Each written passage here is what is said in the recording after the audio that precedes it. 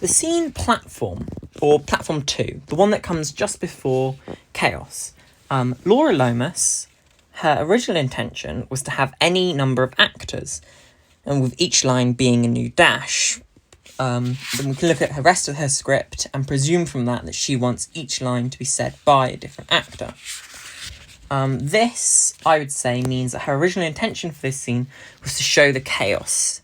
It's to show how all of these storylines are merging, how everyone feels the panic of chaos, everyone deals with stress, everyone deals with worries, everyone has their own life, their own story, that all come together and they all cross paths. I believe that would have been her original intention for this scene, to have it as multiple different people, and then it would lead into chaos where things start to overlap and we see snapshots of different scenes.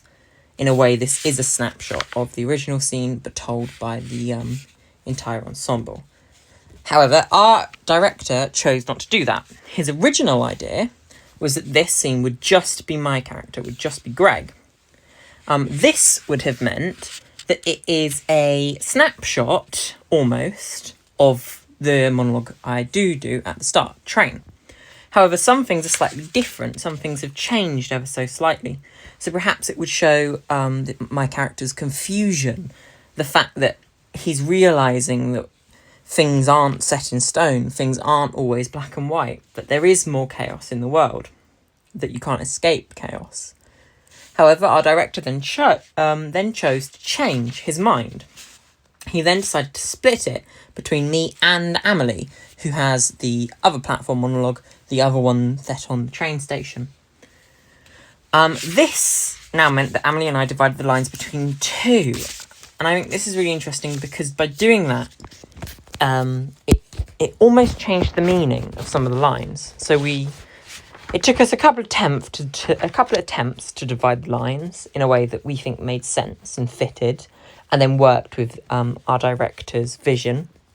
We had to change some bits as he wanted, specific bits done in specific ways. But I think it changes the interpretation of it a little bit. For example, the way we've got it is one person says, and I wouldn't normally even be on this platform, but, person 2, I'm here. Person 1, I'm standing here. Then, a little bit later, we've got person 2, I can feel these bodies. Person 1, moving. Person 2, here. By having that moving and here split up, the here almost refers back to earlier. It's almost as if they're saying, I can feel all of these bodies. I can feel all of these bodies moving. Here. All of the bodies are moving here. This is the place that this is happening. Rather than, if one person was saying it, I believe it almost becomes, I'm standing on this platform and I can feel these bodies moving all around me. Instead, the emphasis is on the individual word of here, which brings more attention, more power to the actual platform itself. Similarly, later on, we have the colours of the flowers. Now, our director decided to split the flowers up with the ensemble. So it goes, person 1, and there's this woman. She's holding flowers. The ensemble take turns to go yellow. The other half of the ensemble go blue. Then I say flowers. Again, this puts the key word flowers, my last flowers, as the emphasis goes in it. Instead of, if one person was reading it, it would be, and there's this woman, she's holding flowers, yellow, blue flowers. Or, and there's this woman, she's holding flowers, yellow, blue flowers. Instead, the emphasis on flowers. So I think it becomes, and there's this woman, she's holding flowers, yellow, blue, flowers. As in, I can't remember what colour flowers, but there were flowers. The important detail, similar to the platform, is that there are flowers. It doesn't matter so much what the colours are. It matters that there were that there were flowers.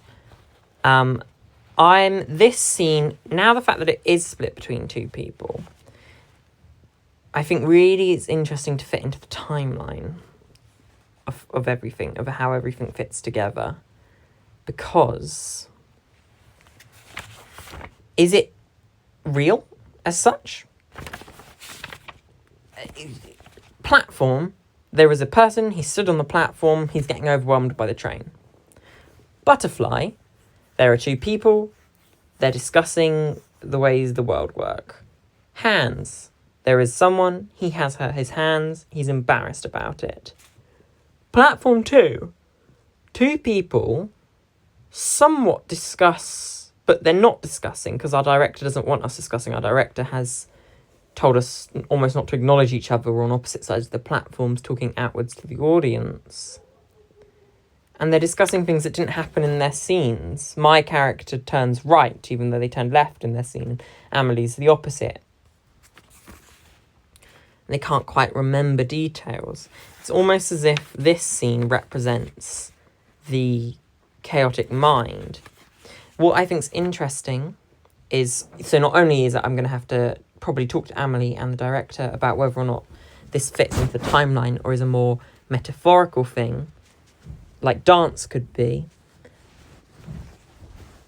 But it shows that my character isn't completely isolated. Throughout the performance, throughout the performance, Greg is isolated. The whole point of him, he shows isolation. Even in the chaotic scene that we've created, he's often on his own, observing, watching the world go round him. In this scene, he's got a partner, even though then he's not with the partner, even though it's not a duologue as such, in a typical fashion where, oh, how are you? Oh, yes, I'm good. Oh, how are you? Yes, I'm good. It is still a duologue. He is sharing the stage focus with someone else who's also overwhelmed by the platform. And I think this goes to show how even when we feel isolated, even though everyone else in his school is completely isolating him, completely excludes him, he messes up in the dance, shunned.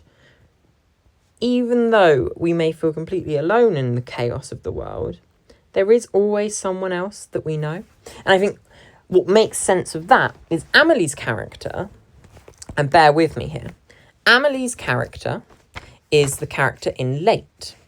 She is the younger sibling of Charlotte. Charlotte is in Imogen's friend group. Imogen's friend group is large and takes up most of the people in the play. Imogen has a crush on Michael. Imogen is quite a connecting character. So our director's intention is that everyone is at school together. We're all in the same year group. We're all in the same class. We all have breaks together. Amelie is the younger sister of one of these people, which means Amelie's character cannot be in the same year group, cannot be in the same class, cannot be around them, which means there's ample opportunity, considering that my character's new to the school, that I've never met Amelie's character because she's at least in the year below, and because I don't socialise with many people and I haven't been there for long to meet other people, it's more than possible that our characters have never crossed paths. So I think this can show that there are two characters feeling overwhelmed on the platform. Two characters whose lives interconnect, whose lives cross, whose circles connect, but they themselves never meet. I think this is one of the invisible strings, the chaos, the butterfly theory of the production, of our production that's come out in this, that I think can be easily missed by the audience, but it's definitely something that I'm going to that I'm going to bear in mind when thinking about the play.